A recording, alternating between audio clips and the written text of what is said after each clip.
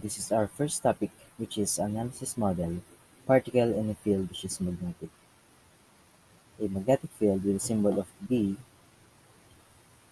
is a field that surrounds a magnetic substance, making up a permanent magnet. The direction of the magnetic field at any location is the direction in which a compass needle points at that location. So,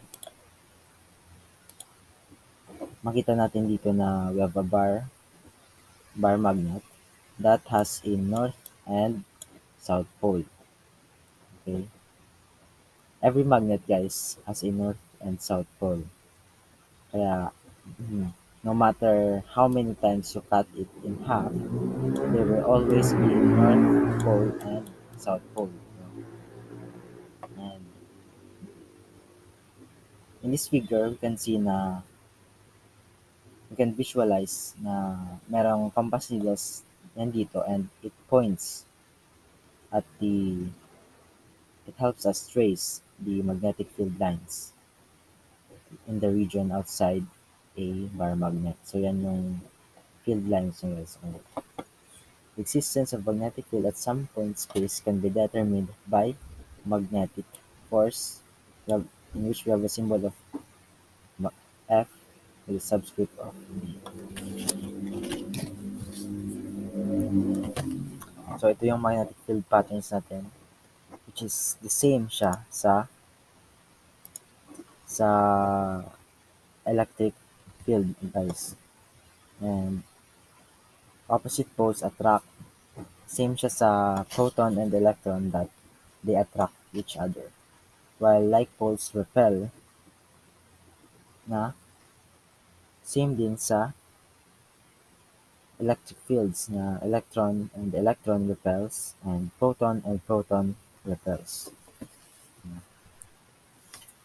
So this is what I'm talking about earlier, guys, na sa Aurora Borealis, na Earth has its own magnetic field.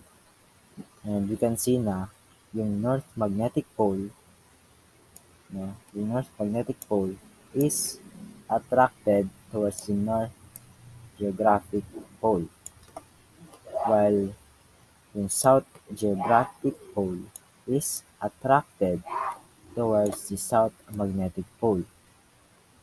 And you can see naman na the magnetic axis is 11 degrees away from the axis of rotation ng Earth, kung saan umiikot yung Earth. And there's a fact na the Earth magnetic field is 3.4 billions old.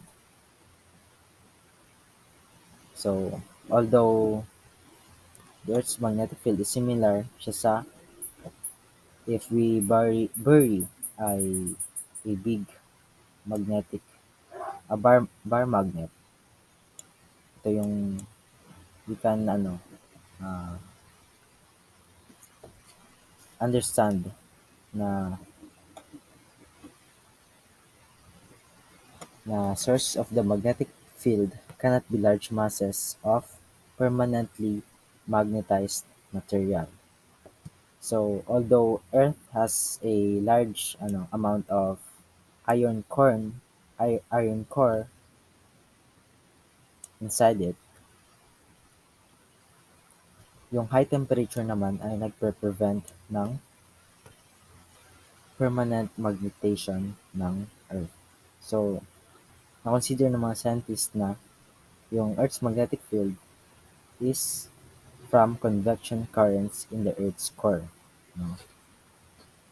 Yung, yan yung mga hot material na ng mantle na nag-rise siya, then nag-cool, and nagsisink again. So, parang cycle lang yun siya. Nag-rise, cool siya sa taas, nag-cooling, then sink na naman.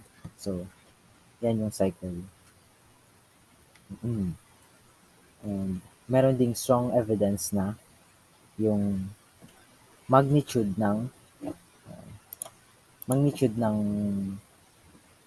isang isang planet ay related siya sa rotation, sa rate of rotation. No?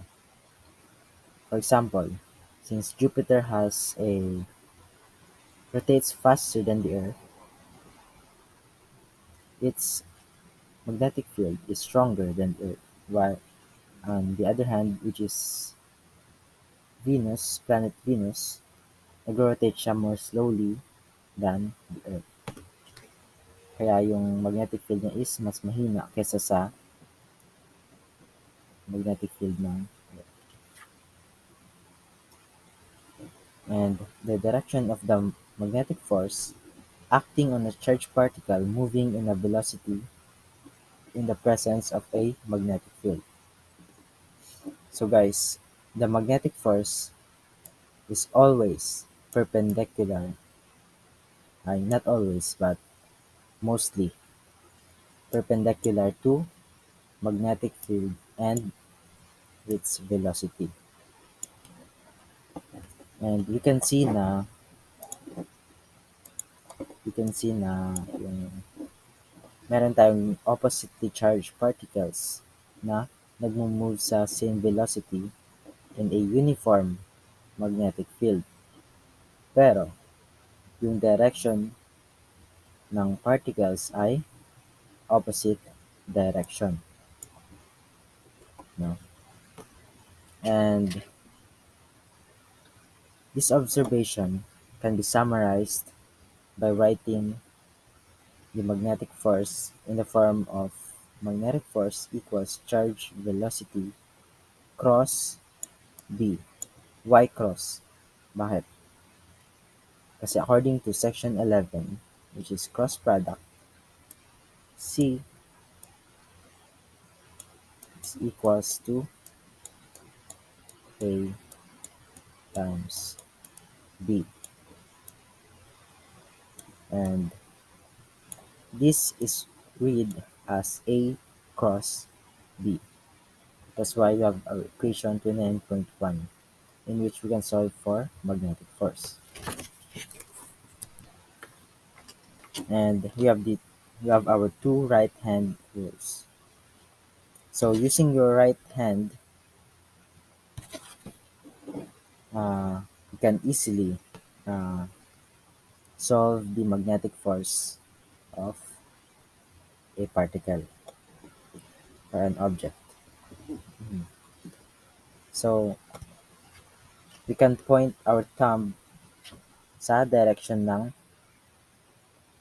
magnetic force, while we can point our fingers for the velocity, and we can curl natin sa direction ng magnetic field, no? While our second right hand rules is we can point our fingers, four of our fingers to the magnetic field, while our thumb points to the velocity of the particle. And we can imagine na yung palm natin ang nagpupush ng magnetic force ng particle. And also, according to cross product, the magnitude of uh, magnetic force is, from cross product, we have C equals to AB sine theta. So this according to the cross product section 11.1, in which AB sine theta is the area of the parallelogram formed by A and B. So yung theta, we can imagine na dito yung theta. And that is the smaller angle between velocity and magnetic field. And you see that if magnetic force is zero when velocity is parallel or anti-parallel to B. Bakit? If the angle is 0 degrees, ito yan siya, or 180 degrees, that will equals to 0. And the magnetic force is maximum when the velocity is perpendicular to B, in which theta is equals to 90 degrees. No? So next, we have our unit of magnetic field, which is the Tesla, in which Tesla is equals to 1 Newton over Coulomb times meter per seconds. And since Coulomb per seconds is equals to 1 ampere, we can sub we can derive it as 1 Tesla is equals to 1 Newton over ampere times meter. And meron tayong table 29.1, which is some approximate magnetic field magnitudes.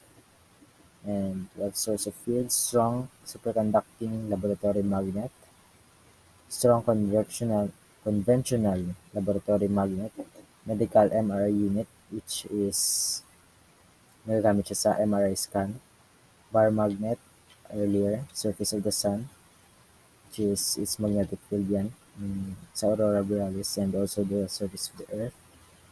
The inside human brain due to nerve impulses. Nerve impulses, yan yung parang action potential na nagbibigay ng message para sa on how we react, as I can recall from and we have our first example, which is 29.1. An electron moving in a magnetic field.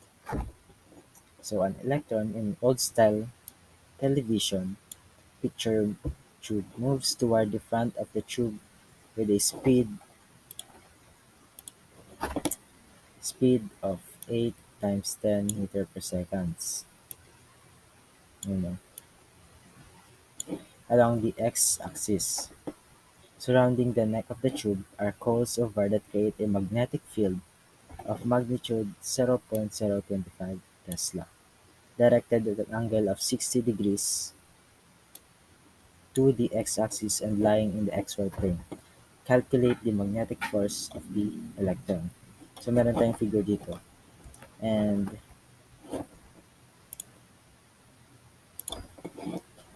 galing dito yung electron. And sa speed na 8 times 10 raised to the power of 6 meter per seconds, napunta siya dito